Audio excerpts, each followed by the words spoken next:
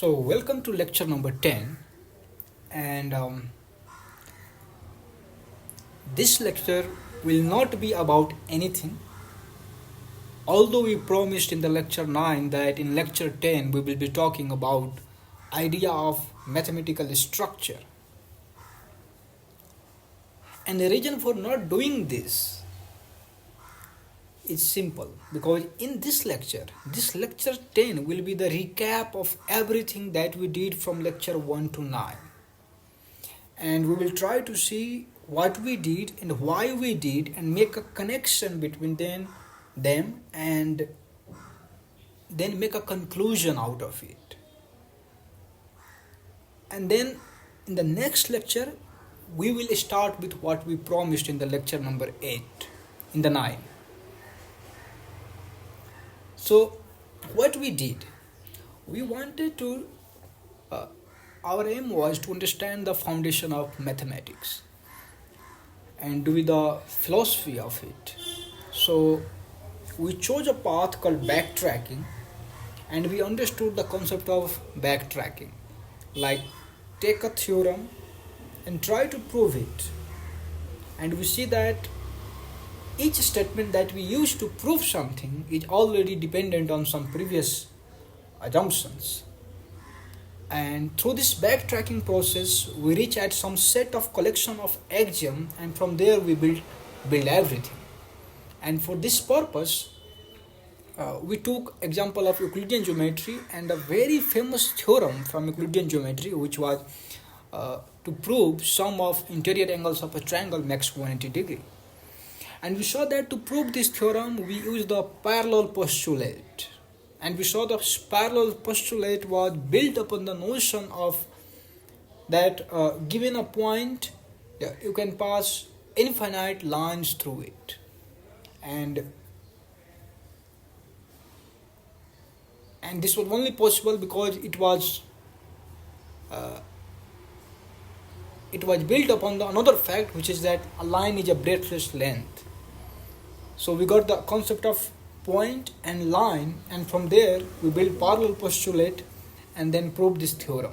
And then we also use the idea of alternate angle and definition of angle. We didn't explore all of them because angle need different definitions, and we didn't explore that fact. We only talked about angle and point because that was enough to backtrack that, to show a process. A more formal would have been or I'm going to say that now, because we are using the concept of angle to prove those theorem. It is about angle, so there is a definition of angle. When two lines intersect, Euclid says in his book 1, in the definition section, when two lines intersect they makes angle. So we use this concept. And so through the backtracking we understood how each statement is built upon another statement, previous statement that we accept as true. And through this process we reach at some point where we have some set of definitions, axiom and some postulates, and we accept those facts, and then we start building the geometry.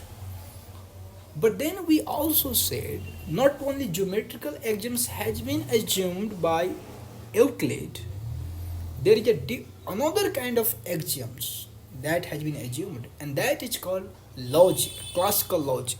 And we saw this. So Euclid geometry works on law of thought that was given by Aristotle.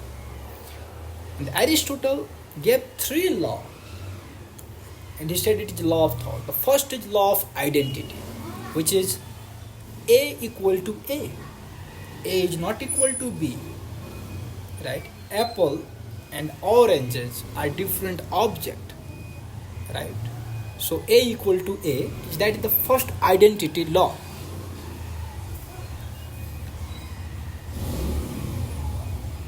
So yes, so 3 law he gave Aristotle. The first is is called law of thought. In his book, Aristotle he's the father of logic. So he gave 3 different law. The first one is the law of identity. It says A equal to A. A is not equal to B. because A is different, B is different. If they are different, they cannot be same. Then he gave another law which is called law of excluded middle, and we really investigated it into it very deeply. It says A or not A. Either A is true or not A is true. And we saw this. And then the third was, the last one, it's called law of non-contradiction. It says not A and not A. Means two negating statement cannot be true. It is raining and it is not raining. That is simply nonsense. It is meaningless. Either it is raining or it is not raining. So Aristotle is saying that either not A and not A, means A and not A cannot be true at the same time. It is false. So there are three laws he gave: law of identity, law of non-contradiction, and law of excluded middle. And based on these three laws, Euclid started doing his geometry. So we saw Euclid didn't only assume the geometry, the axioms about the axioms and the postulate and all those definitions about geometrical object. Apart from that, he also assumed classical logic, right? And so we saw this all through the backtracking process. And then we saw, based on the choices of our logic, we can have different kind of geometry. And we saw fuzzy geometry emerging out of it. And this fuzzy geometry has a very different kind of notion of line, what is parallel postulate, and so on. And we saw this. And then we tried to solve in the last video the paradox that emerged out of it. And the paradox was, how come a sizeless object can produce size? And we solved this. So this was our whole 9 lecture. And in this 9 lecture, we learned the concept of backtracking. How can we see connection between those statements, and what are the assumptions in Euclidean geometry.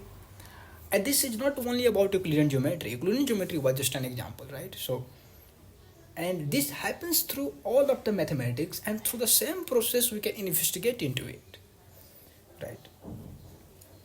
And that is what we are going to do in the next lecture. So for now, what is the main important thing here is, and I will not go deep into it, but I have to say this, that Euclidean geometry, here is our geometry, and here is our logic, and they are connected, right? We saw this through example. So we have geometry here, and we have logic here, and somehow they are related.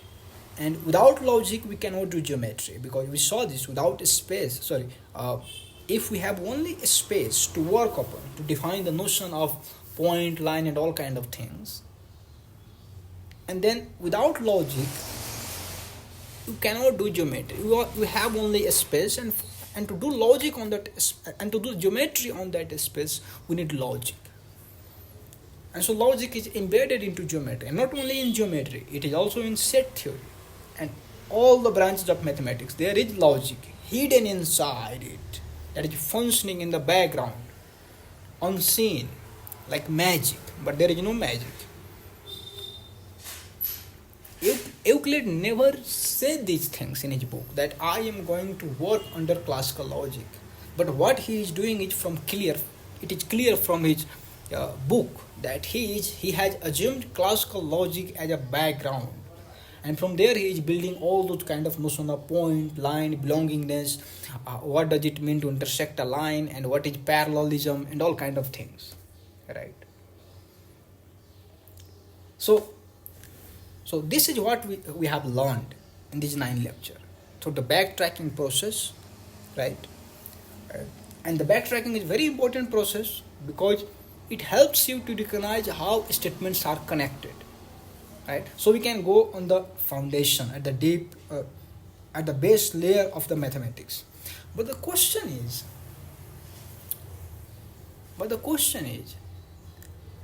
we can do the, no, not the question now. First, what I'm trying to say is, We did this for Euclidean geometry.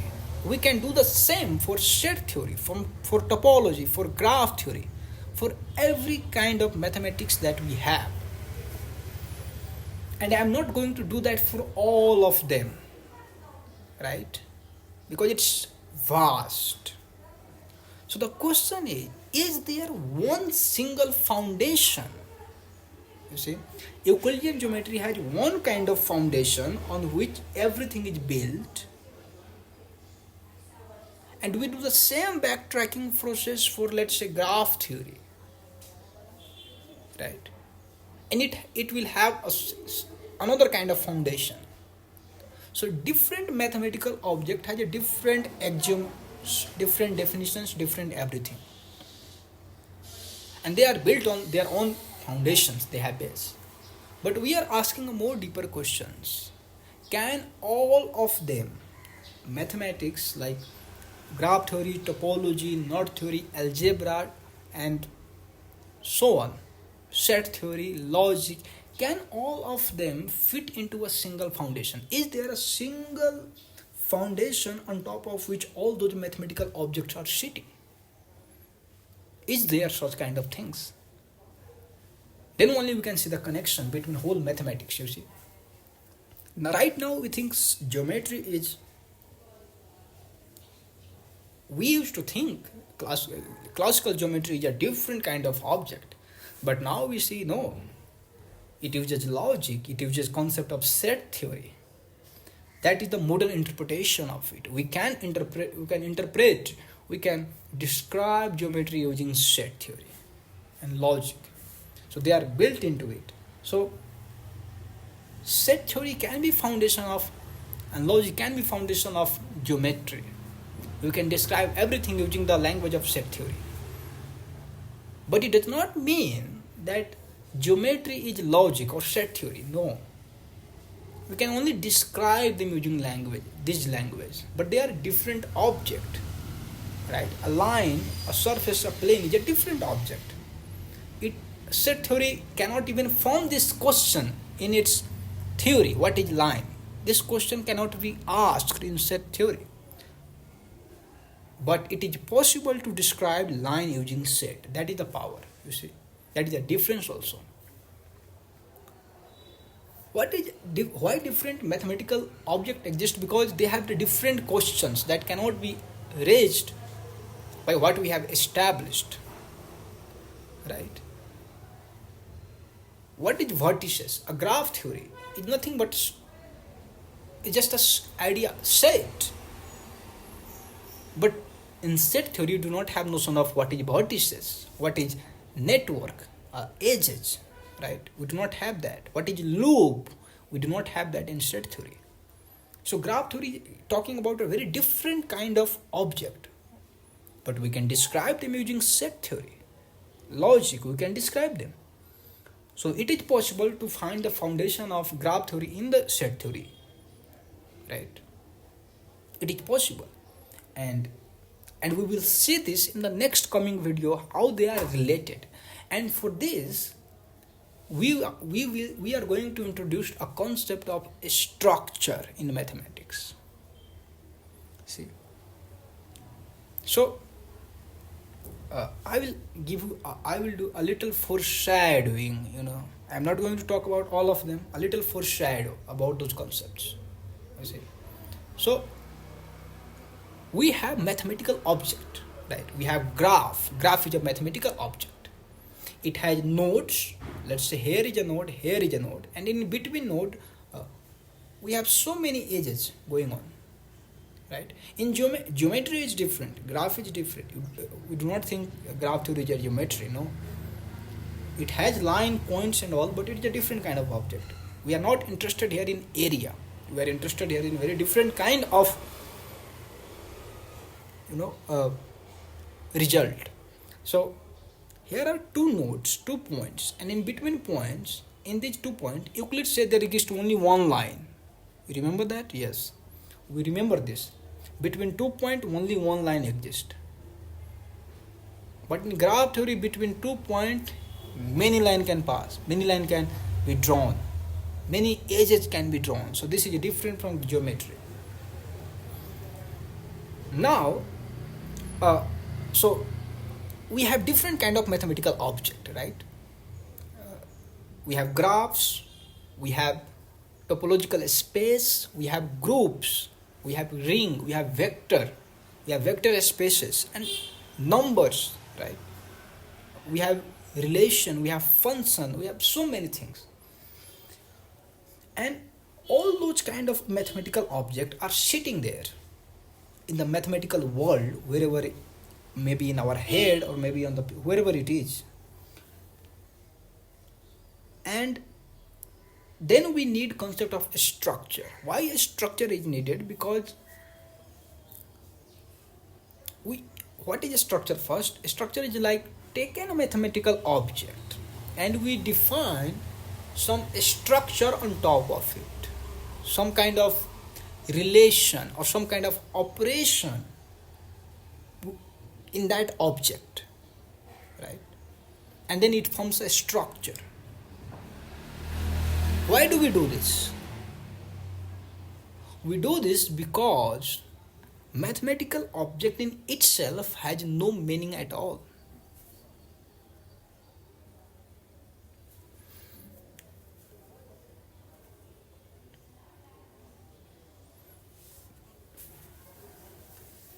Let's be clear here what we are talking. What is a set? Let's take a very simple example. What is a set?